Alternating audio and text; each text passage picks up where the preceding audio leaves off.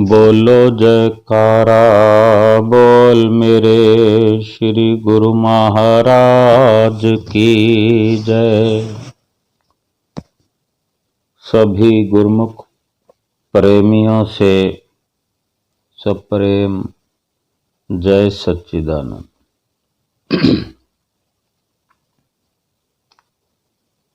आज संसार के अंदर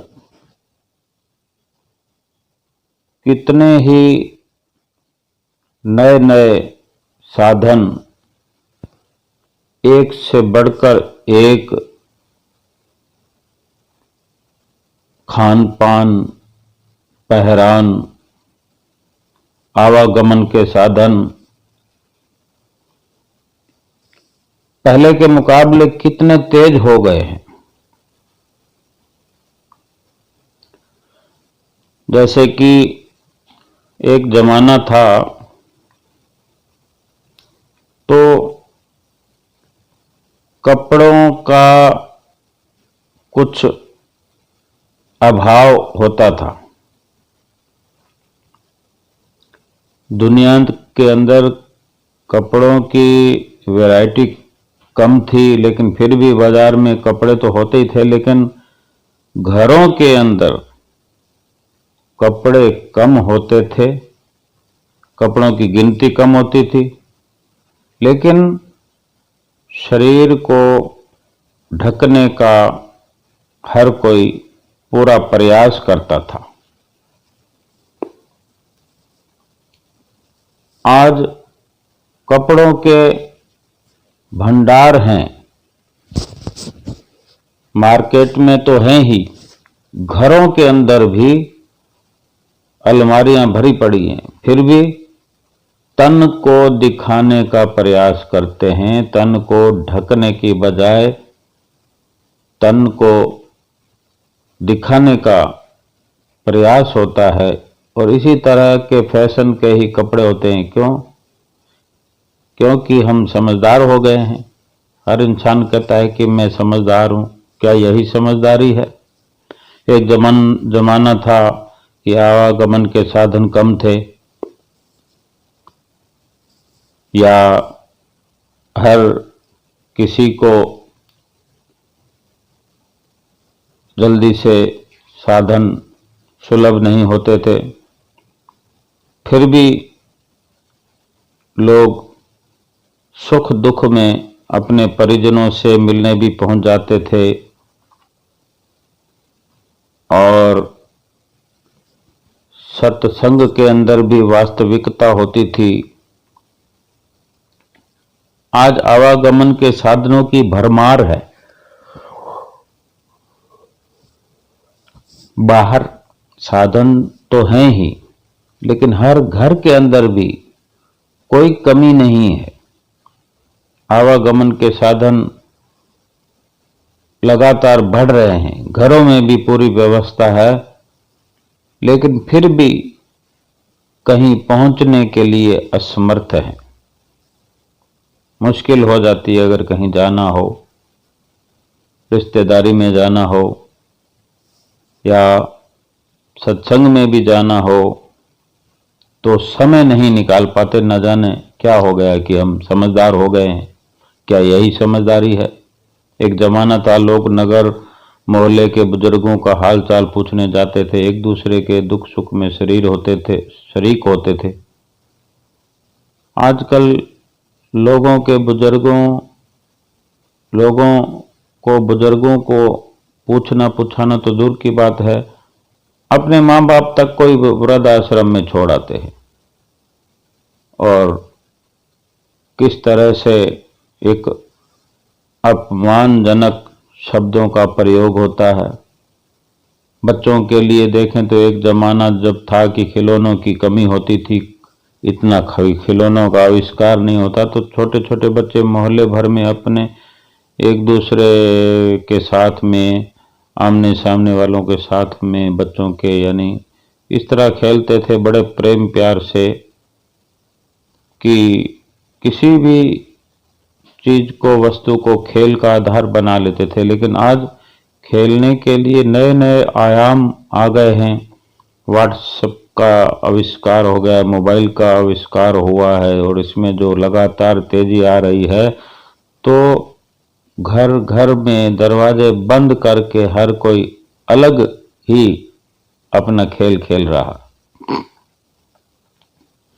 कोई किसी से मिलना पसंद नहीं करते हैं। गली मोहल्ले के जानवर तक को रोटियां खिलाने के लिए घर खुले होते थे। आज तो अड़ोस पड़ोस में भी कई बार देखते हैं कि उनके बच्चे तक भूखे सो जाते हैं और पड़ोसियों को पता नहीं होता कि पड़ोस में कौन भूखा सो रहा है, प्यासा है, किसको क्या दिक्कत है क्या। लेकिन फिर भी एक बात है कि सत्संग जो है आज भी है और कलयुग का जोर होते हुए भी सत्संग अपनी एक रफ्तार से चल रहा है।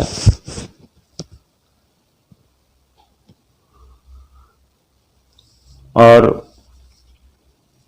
जो भी सत्संग के साथ जुड़ा है, संतों महापुरुषों के संगति से जुड़ा है, संतों महापुरुषों के बताए हुए रास्ते पर चलकर जो अपना जीवन व्यतीत कर रहा है, वो हर परिस्थिति में आज सुखी है, खुश है, खुशहाल जीवन व्यतीत कर रहा है। और जिसको अपने इष्ट देव मालिक के ख्याल जो हैं हर वक्त अपने अंदर बसा कर रखने की लटक लगी हुई है, उनकी याद में रहने की जिसको आदत पड़ गई है, उसकी तो बात ही और है। वो हर वक्त अपने इष्ट देव मालिक के साथ जुड़कर देखता है, उनकी नजदीकी हासिल करने के लिए चिंता में रहता है कि कब ये मेरी तमन्ना पूर्ण होगी, कब मुझे, जैसे हम श्री दरबार से जुड़े हैं, श्री आनंदपुर दरबार से जुड़े हैं,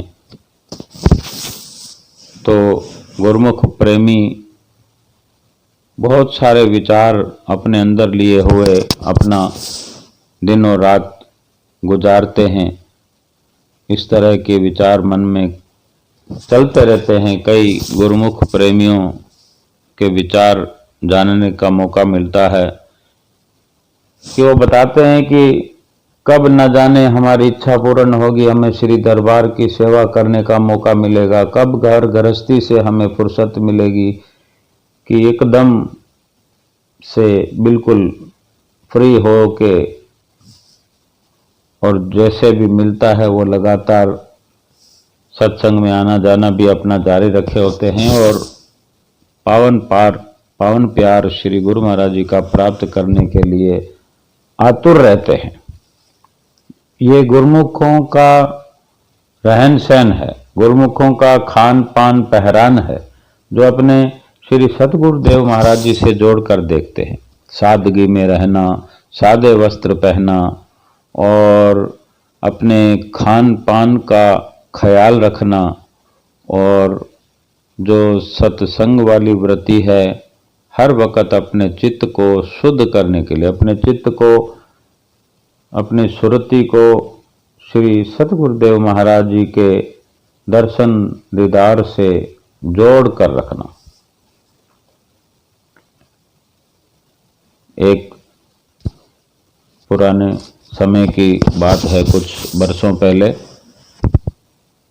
पंचम पातशाही गुरु महाराज जी के समय की, बेंगलोर के अंदर एक भगत जी जो कुछ उम्र के थे, उम्र दराज थे, वो अपने घर से श्री गुरु महाराज जी के लिए भोग बनाकर,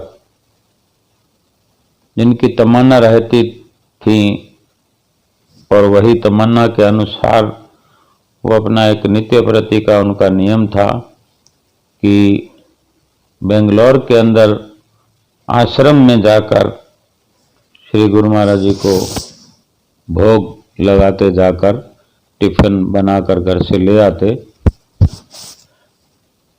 और इसी तरह का उनका रूटीन बना हुआ था।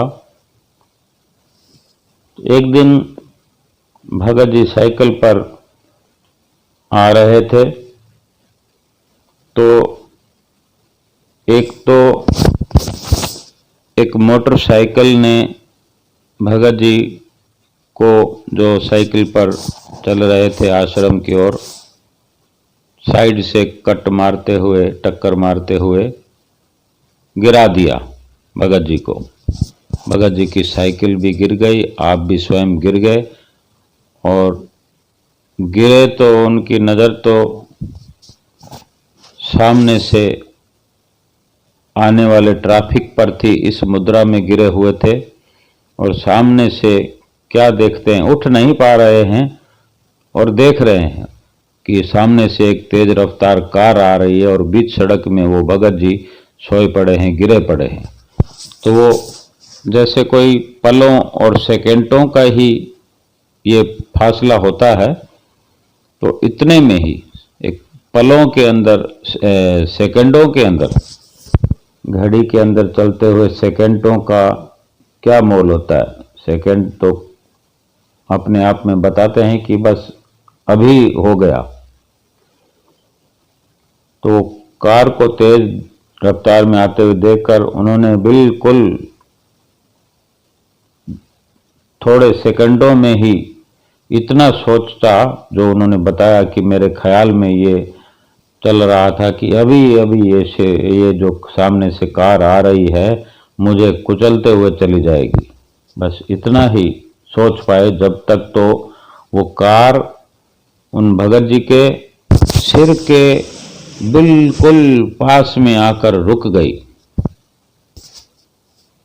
सेठ जी, वो भगत जी, अचानक ये सब देखकर उनकी आंखें खुली रह गई कि ये क्या हुआ, कार रुक कैसे गई। और तभी वो स्वयं उठ नहीं पाए। वो कार का ड्राइवर कार का गेट खोलकर बाहर आया और उन भगत जी से कहता है, अंकल जी आपको चोट तो नहीं लगी, आप ठीक हैं? और वो ये सब भी देख रहा है कि कार उनके सिर के पास आकर रुकी है। कार तो वही चला रहा था, लेकिन वो कुछ लीला देख रहा है, अनुभव कर रहा है और यही उसके मन में आया, कार बिल्कुल उसके सिर के पास आकर रुकी। वो ऐसा इसलिए सोच रहा है कि कार उसने रोकी नहीं है, उसके रोकने से नहीं रुकी। और वो जो अनुभव कर रहा है कि कार यहाँ आकर रुकी है, तो वो भी वो जानता है कि कार कैसे रुकी। तो वो भगत जी से पूछता है पहले, अंकल जी आपके साथ जो एक और सज्जन पुरुष थे सफेद कपड़ों में, वो कहाँ के चले गए? मैं कार से बाहर उतर कर आया हूं, जब तक तो वो मुझे दिखाई भी नहीं दिए जिनको मैं पहले देख रहा था, और उन्हीं ने कार को रोका है। वो कौन थे आपके साथ में? तो भगत जी सोचने लगे और उनको ज़्यादा समय नहीं लगा सोचते हुए कि सफ़ेद कपड़े वाले, और वो बता भी रहा है कार का ड्राइवर के लंबे चौड़े कद काठी को लिए हुए, जो श्वेत वस्त्रों में। तो भगत जी समझ गए और उसको जवाब देते हैं, और तब तक बात करते हुए उस ड्राइवर ने भगत जी को उठा लिया और सब कुछ ठीक था। भगत जी कह रहे हैं कि ये जिनकी आप बात करते हैं कि वो हमारे श्री गुरु महाराज जी ही हो सकते हैं, लेकिन वो मेरे साथ थे नहीं, जैसा कि आप कह रहे हैं कि मेरे साथ आ रहे हों प्रत्यक्ष रूप में, ऐसा नहीं है, लेकिन हमारे अंग संग रहते हैं, ये मेरा मानना है।